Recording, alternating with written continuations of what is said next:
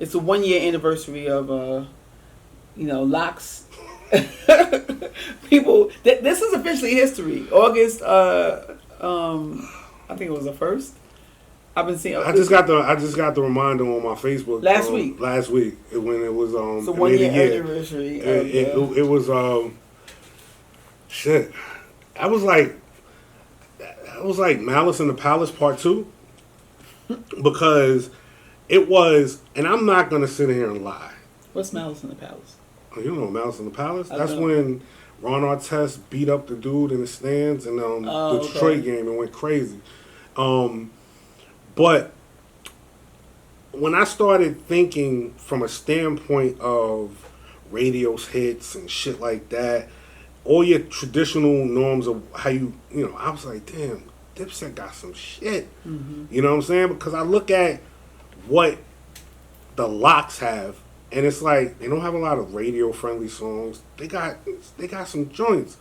But I'm thinking about all the popular shit. I'm thinking about every year I went to Summer Jam and Dipset shut that shit down with, you know what I'm saying, I really mean it and all that shit, you know. But who you had before? Who you had going? You had the Dips going in? We should have had it. Personally, I went for the Locks because everybody was going for Dips. Oh, okay. I'm just an asshole like that. I just want to be the one to talk shit. Go for the underdog. You know, and what we saw that night was fucking unbelievable. You know, yeah. It really was unbelievable because, for one, you had a collective battling a group. And it was also a collective that have not been 100% with each other in some time. So when it was like Dipset Mania, they was together all the time, every day, performing together. You know what I'm saying? If one said right, the other said left. They knew how to move, how to do it. By the time they came to that verses, it was not that.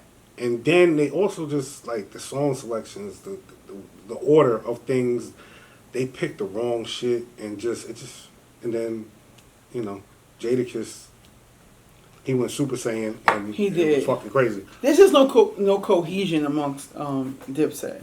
Like, I feel like, and Cam was being cute, in my opinion. He was, because Cam to me is from that era. He was a true Harlem nigga. It was more about the show, with the beach chair and I'm laid up. He just wasn't into it, and I feel like he snapped out of it and started really rapping like how they were rapping. He tried to cool his way on some Harlem shit. Mm-hmm. He tried to style his way through the verses. Like you said, they was more concerned about outfits and the jewelry and all of that shit. But Styles came from that cloth, though. Styles came like he was on the block. He didn't come. It wasn't about what I'm wearing. It was. But Cam is from that cloth, though. Yeah, he is. He truly is from that cloth. Right. Jim and Jewels are not, though. Jewels. I'm gonna put Jewels. Because he's younger.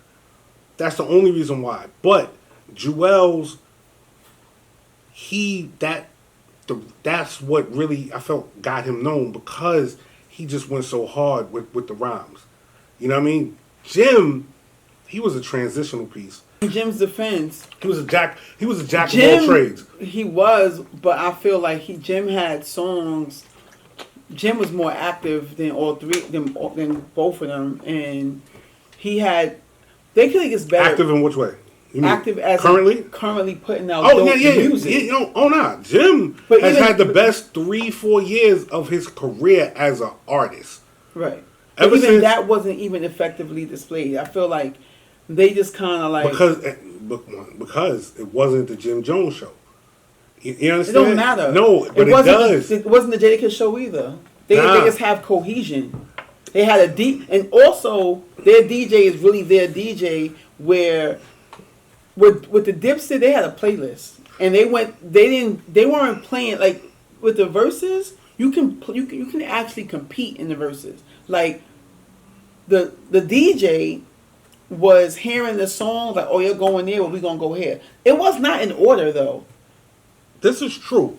But the reason why I said it wasn't the Jim Jones show, because his new material is too new. And when I say that, that's not the shit that you fell in love with Dipset about. Oh, no, you know what I'm not saying? to start it, but he could have... The songs they had could have really competed if they... I agree. They didn't put it together right. You know what I'm saying? Like, when... Cam should have led the charge, not Jewels. Prime example. Even Jewels... No, Jewels got the joints, but Cam should have led the charge. Jewels didn't come with his best shit until it was like the second half of their set. Right, but he led the charge. I'm saying, you know what I'm saying? Cam should have led the charge. Cam should have opened up. Cam should have opened up with a verse from SDE. He could have opened up with something. But at the same time, they thinking about radio hits. The Locks changed the whole dynamic of verses, because before they came up there with an actual set, because that's the biggest difference. They came up there with a set performance. Everybody else they had their 20 songs, and this is what I'm going with next. Or if there was any planning, prime example, you remember like the Ray and Ghost one? I didn't see that one. Alright, so Ghost or Ray, if Ray played Incarcerated Scarfaces, Ghost was like, yeah, I knew you was going to pull that out. I got this for that. So, you know what I'm saying? They had songs to combat that. Like, equivalent to like what you said with the Locks' DJ. But overall, they still had, I guarantee you that what they put on, 9 times out of 10, if we went to see a live Lock show, that most likely would be the rundown that we would see. Maybe some things wouldn't be in, some things would. But for the most part, that is their performance set. Where Dipset had, oh, we gonna kill him with this, then we gonna kill him with this, but we gonna, because they was like, they was waiting for We Gonna Make It all night, like, because that was Jada's biggest radio song. But if you would have seen Jada versus Fab, Jada smoked Fab. Fab is the first rapper to clearly lose the verses. He got bodied.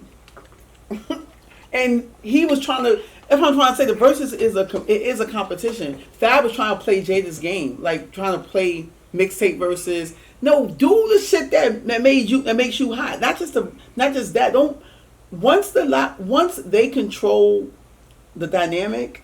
Once you get your opponent to play the game the way you like to play your game instead of playing their game, that's when you lose. Because Fab was playing the wrong songs, and he was waiting so long to play his hits. Nigga, play the hits. What are you waiting for? Because Jada bodied Fab, and it's the same format. I didn't even watch that one. That's one of the first ones. No, I can't even say it, but it wasn't the same format. It is. You know, it's the DJ. You know why I said it somewhat wasn't the same format? Because ain't that when Drunk Jada came out? Yeah. Dipset, Locks, it wasn't, because correct me if I'm wrong, Fab, Jada, they were just playing their songs and reciting them as they played them. No, they both had their own DJs. It was the same. No, everybody always has their own DJ. What I'm saying is, Drunk Jada came out because he was drinking while his music was being played on his goals. He was doing the same exact thing he did against the Dips. No. Yes, he. You just said you didn't watch it, so how you gonna debate it? Because you seen all the highlights of pissy Drunk Jada. He wasn't focused. No, listen to what I'm saying. He was focused. He bodied Fab. Listen to what I'm saying. Drunk Jada smoked Fab. Drunk Jada, did he have a performance? They was drinking and smoking when they did this shit too. Nah, they wasn't drinking like it wasn't. Oh, not to that. That's not what I'm to saying. that level. That was a full Lock set that they had put together. It's just two more people.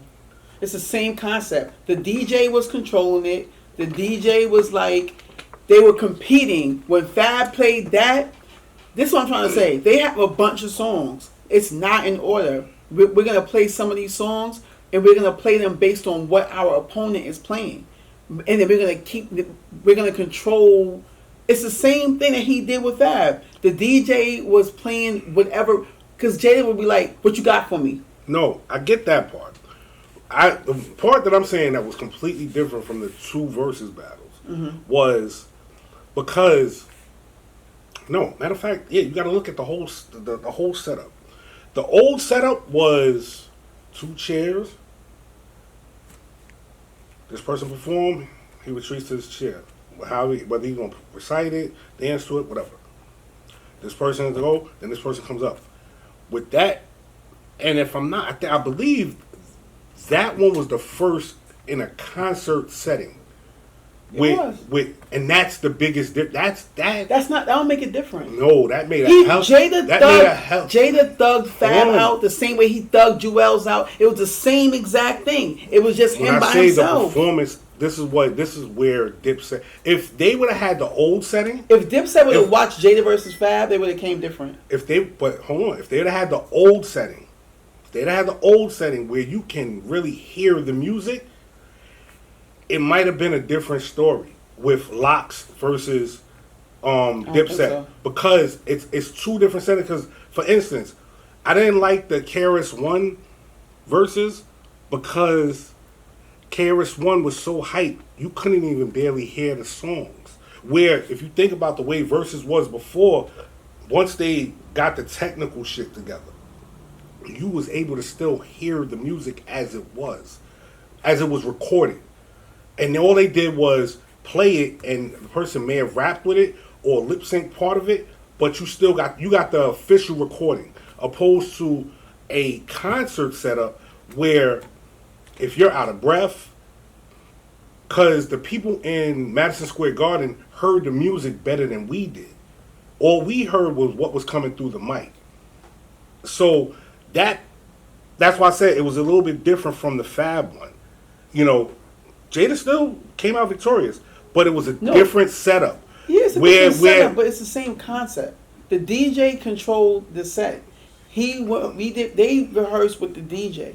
The strategy came from the working with, this is really our DJ. He really a lot, Fab and them, I don't know, I forgot who, did Clue do Fabs? No, Clue didn't. Somebody else did. And niggas was mad because they were playing the wrong records. The way that the Locks DJ and them are in sync, it was the same. That's why Jada could effortlessly be drunk and smoke him. Because he was just having fun, rapping. He was rapping live too. The only difference is you could pick and choose. But was he? You could pick and choose. He was doing. Was he? But when he was rapping live, that was just going over the songs that was already playing, opposed to performing that song. No, that's what I was about to say. Let me say it. You could pick and choose which songs you wanted to actually perform to, not rapping over it. They were emceeing, both of them. They picked and chose which ones. They didn't do all 20 like that, like with the Locks verses, but certain ones, Jada took the mic, just the beat, and got busy. And that's why I said he was smoking him. I know from the way it was told, I know he smoked him. I just felt it was just still 2 different I'm mindsets. just saying it's the concept. It's like, now I got my team with me. It was set up like they prepped for that shit. Like I said, if we went to SOBs or whatever, we would see that same show. We would not. From the Lock. Because all it was it was a rundown. That's all it was. All it was a rundown, which this is where we disconnected. It was not a rundown. Yes, it was. It was not. How not? Because it's not a rundown. A rundown means it's not. It was no order. It doesn't. What do you mean it wasn't an order? It's still a rundown. Yeah, they had when they went and rehearsed. They rehearsed it. We gonna start off with this. We gonna keep going with this. Yes, you have some other shit. This is where I'm saying you're not right. They didn't go where we're going to start off with. We're going to start off with what we start off. They are playing to win. So when you playing to win, there is no order. We're going by what these niggas do. You're playing that, we're going to go here. Well, what did you just say? But if you make them play your game, you win. No, that's what he did to Fab. They did the same thing. You gotta stop cutting me off. No, they did not. The Dips went in order. The Dips, that's why they lost. They went in order. What he did to Fab was trying to do what he was doing, so he started like playing all these mixtape verses, and it wasn't hitting. That I don't even know if that was your plan, because he went all straight street, and he was losing because you going with a street against a street rapper. So that's what I'm saying. He made Fab. I'm saying Fab has way bigger records than Jada, which he waited to the second half to play. By that time, you already half dead.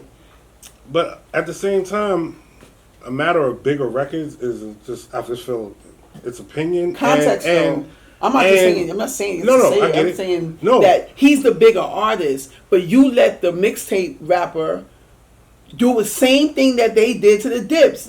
They MC'd. You let the mixtape rapper, who was known to be dead nice, that's the other topic that's coming up. Niggas feeling like Jada, he don't have no classic albums. That's the new thing I've been hearing a lot, right? But because it's coming out because of the year anniversary, it keeps coming out, because he killed them. But when they think about his, a lot of hip hop enthusiasts, when they want to talk about who's great, they want to make it about the album, right? So they're saying that Jada don't have no classic albums, but I'm saying Fab has bigger. In this context, I'm saying that Fab has bigger records, but instead of playing your bigger records in the first half, you tried to play the game that Jada was playing, which is the same game that they played against the Dips. They won off of mixtape verses on a couple of songs. It was half and half. I'm gonna keep it a buck. When Jada got busy off that beat, that's not on no album. No, that's a famous freestyle from back in the days. So Fab was doing that because Jada was doing it and he was losing. If you think about it, with the exception of the Diddy run and any Jada Kiss single, they don't have. I'm sorry, like This Is D Block. That shit is not a hit. You know what I'm saying? And they have a majority of but when that hit, hit. I never liked that shit. I never. Just take that for yourself. No, but it's not a hit. That man did. But it never sold nothing. It Man, was good. It didn't sell nothing. It didn't. It was a regional hit. It was regional. It was niggas regional. fucked with it. You know what I'm saying? Niggas fucked with it. Once again, it still was regional. It wasn't all that. But I'm not taking nothing away from them though. This is why, like I said, when you asked me originally, when you think about it, Dipset had bigger records. They had bigger radio records. You know what I'm saying? So did Fab. All of them. But when they got on stage, they couldn't deliver it because they're not a cohesive unit. Which goes back to my original statement. The Lox had, if you don't want to say it was a set, it still was. They practiced. They've been practicing for however long they've been together. So it comes out without effort. Bingo, you just proved me right, which is why I said Drunk Jada effortlessly did the same exact set with Technician against Fab. The only difference is against the Dips, he had his team. It was the same style. You can't you're not nicer than me, nigga. I'm an out rap you. You did the same shit the Lox did to the Dips. Jada did to Fab. Like, nigga, what?